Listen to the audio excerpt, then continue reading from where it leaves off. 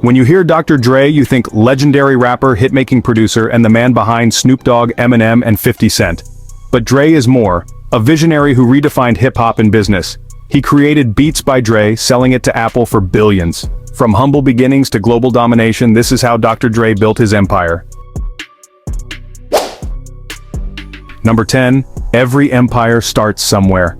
For Andre Young, it began with vinyl, turntables, and the LA club scene. The city pulsed with energy, and Dre was right at its heart, spinning records and learning the craft. At Eve. After dark, DJing as Dr. J, he mastered moving a crowd and met DJ Yella, forming world-class Wreckin' Crew, a group that would shape his early career. The sequin jackets and glamorous style were a far cry from N.W.A, but this was Dre's apprenticeship, where he learned the ropes of the music business. Local hits like Surgery gave him his first taste of success, fueling his ambition and creativity. Dre was ready to architect a new sound and change music forever, setting the stage for his legendary journey. Number 9. While Dre was spinning party tracks, Compton was boiling with tension, police brutality, gang violence, and frustration. The city's struggles fueled a new sound. N.W.A. delivered a raw, unfiltered voice for the streets, capturing the reality of their world. Eazy-E brought street credibility, Dre brought production genius, and Ice Cube brought the lyrics, each member vital. Straight Outta Compton became protest, journalism, and a movement inspiring a generation. But success brought conflict, and the group's meteoric rise ended in a dramatic split, leaving a lasting legacy. Number 8. The N.W.A. breakup was ugly. Diss tracks, disputes, and Dre feeling cheated. He wanted respect and ownership, not just credit. Enter Suge Knight, who promised Dre freedom from Ruthless Records and a chance to build his own label. Together, they founded Death Row Records in 1991, a name that signaled a new era. Dre became co-founder and president, finally in control. Death Row was artist-centric, focused on quality and innovation. Dre now had the resources to enforce his vision. It was a massive gamble, leaving security to bet on himself. He shifted from artist to executive, building his own dynasty. Death Row's mission: sign the best, give them Dre's sound, and let the music speak. The label's aesthetic was sleek, professional, and dangerous. Dre was obsessed with perfection, and now he had the power to deliver. This move redefined his career. Dre was no longer just a producer, he was the boss. Death Row was his vehicle to change the industry. Number 7. With Death Row launched, Dre needed a statement, something to justify his bold move. The result? The Chronic. Released in 1992, it perfected the G-Funk sound, polished, melodic, and rich with live instrumentation. The album was a commercial juggernaut, going triple platinum and spawning hits like Nothing But A.G. Thang. Dre's perfectionism set a new standard for production. The Chronic didn't just sell records, it sold a lifestyle and made West Coast hip-hop dominant. Dre became a solo superstar, not just a producer. The album was his declaration of independence and a brutal takedown of rivals. Most importantly, it proved Death Row's formula worked. The Chronic introduced new talent, especially Snoop Doggy Dogg. It was a platform for the next superstar. Dre had built the house, now he was ready to fill it with stars. The legacy of The Chronic was just beginning. Number 6. If The Chronic was the earthquake, Snoop Dogg was the aftershock. Dre's genius wasn't just in beats, it was in spotting talent. He found Snoop, a laid-back rapper from Long Beach with a unique flow. Dre featured Snoop all over The Chronic, building anticipation for his debut. In 1993, Doggy Style dropped, produced by Dre. It debuted at number 1 and sold over 800,000 copies in its first week. Hits like Gin and Juice became generational anthems. Dre's formula: find raw talent, pair it with his sound, and guide them to superstardom. He was more than a producer, he was a star maker and mentor. The Dre-Snoop partnership defined Death Row's early success. Dre was building a roster, not just a label. His evolving role from artist to executive, from beatmaker to empire builder. Snoop's success proved Dre's business model. The blueprint was set for launching legends. Number 5. Death Row was on top, but chaos and violence threatened everything. Suge Knight's tactics and the East Coast-West Coast feud made the label toxic. Dre wanted out. He valued creativity and peace over profit. In 1996, after Tupac's murder, Dre walked away from Death Row, leaving millions behind. He founded Aftermath Entertainment, a fresh start focused on professionalism and longevity. Aftermath was about talent, not intimidation. The early days were tough. His first compilation flopped, and critics doubted him. For the first time, Dre looked vulnerable.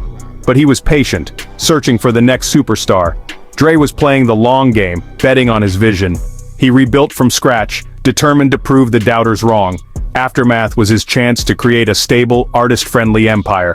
The label's mission: nurture talent, innovate, and build for the future.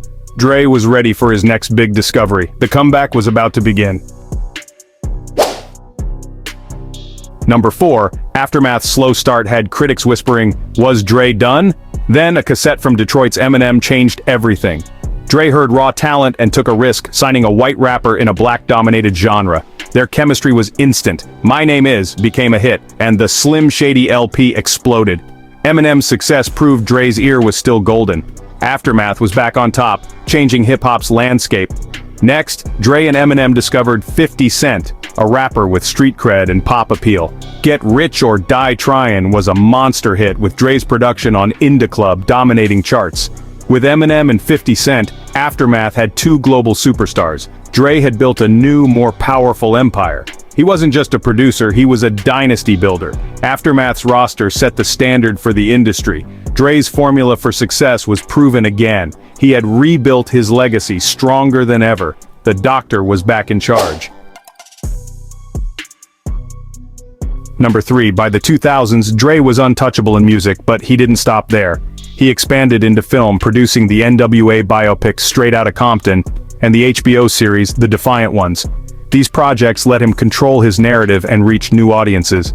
Dre's influence extended through his protégés, Eminem's 8 Mile, 50 Cent's G-Unit brand, and more. He taught artists to build multifaceted careers, not just make hits. Dre became a media mogul, curating culture across music, film, and TV.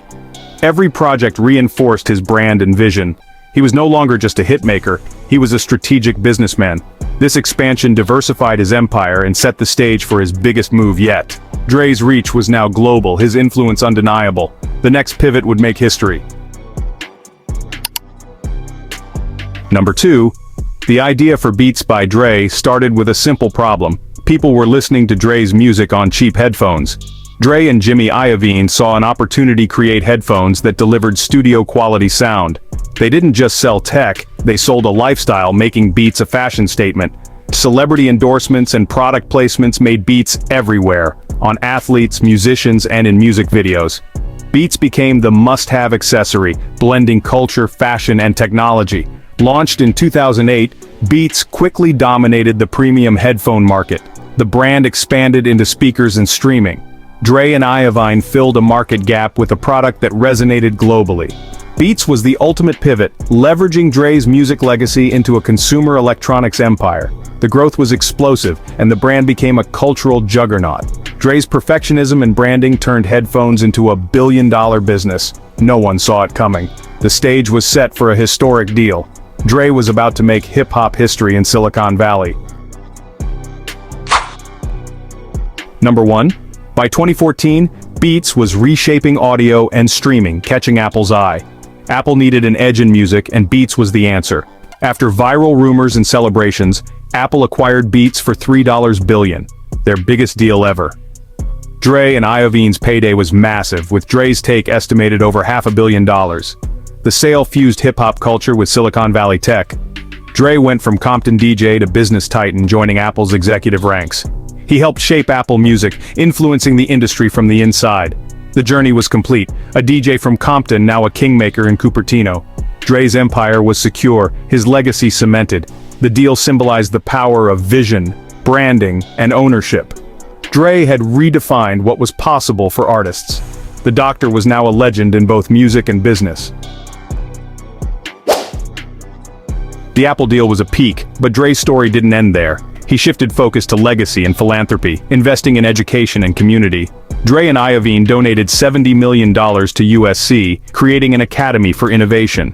He supported inner-city youth and health initiatives in Compton. Dre's empire stands on vision, ownership, and bold decisions. He proved a hip-hop kid from Compton could rise, rule, and give back. His career is a masterclass in evolution, from artist to mogul to philanthropist. Dre built worlds, not just beats. He defined success on his own terms again and again. That's a legacy that will never be forgotten.